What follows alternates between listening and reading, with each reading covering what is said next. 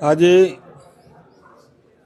ડુચકોડા જિલ્લા પંચાયતના કોંગ્રેસના ઉમેદવારોએ જિલ્લા પંચાયત અને તાલુકા પંચાયતના ઉમેદવારોએ દરેકે ફોર્મ રજૂ કર્યા છે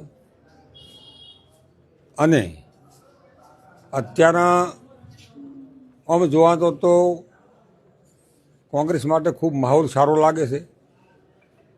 અમને એવી પૂરેપૂરી અપેક્ષા છે કે તમામ ફોર્મ ભરાયા પછી અમારી પાર્ટી જીતે અને કોંગ્રેસને આ વખતે ખૂબ સારા લોકો આવકાર આલીને વોટ આપે અમને દેખાઈ આવે છે। પ્રથમ જિલ્લા પંચાયત છે, જિલ્લો અલગ બન્યા બાદ ગ્રાઉન્ડ ઉપર હાલમાં કોંગ્રેસ બહુ મજબૂત છે, તો હવે જ્યારે મતદાન કરવાનું છે ત્યાં સુધી આ મહત્વનું રહેશે કે પછી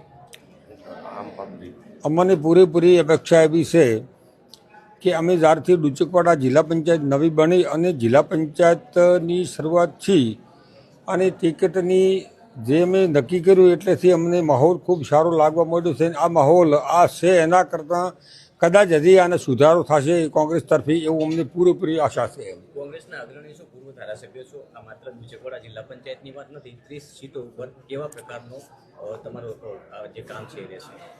લગભગ અમને આ વખતે દિયોદર તાલુકાની અને લાખણી તાલુકાની દિયોદર વિધાનસભામાં તમામ જિલ્લા પંચાયતની સીટોમાંથી ખૂબ સારો માહોલ છે અને લોકોમાં ભાજપ તરફીનો ખૂબ રોષ છે। એના ઉપરથી અમને પૂરેપૂરું દેખાઈ આવે છે કે આ માહોલ જે સેના કરતાં હજી પણ કદાચ સારો સુધરે અને તમામ જિલ્લા પંચાયતોમાં અને તાલુકા પંચાયતમાં અમારું રિઝલ્ટ ખૂબ સારું આવે એવી અમને પૂરેપૂરી અપેક્ષા છે।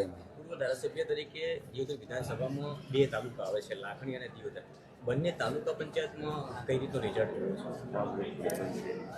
બંને તાલુકા પંચાયતના 44 તાલુકા પંચાયતના ઉમેદવારો અમને બહુ ખૂબ સારા મળ્યા છે।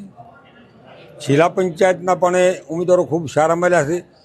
હું તો એટલા સુધી કહું છું કે અમારા ઉમેદવારો અમે ભાજપના ઉમેદવારો ગોતવાના અત્યારે હાલ ફોફા મારવા પડે છે, એટલે એના ઉપરથી અમને પૂરેપૂરું દેખાઈ આવે છે કે અત્યારે એક લાખણી તાલુકાની જિલ્લા પંચાયતની સીટમાં જે અમારા ઉમેદવાર 1-2 જગ્યાએ એવા છે ને કે એમની હોમાં ઉમેદવાર પણ મળતો નથી।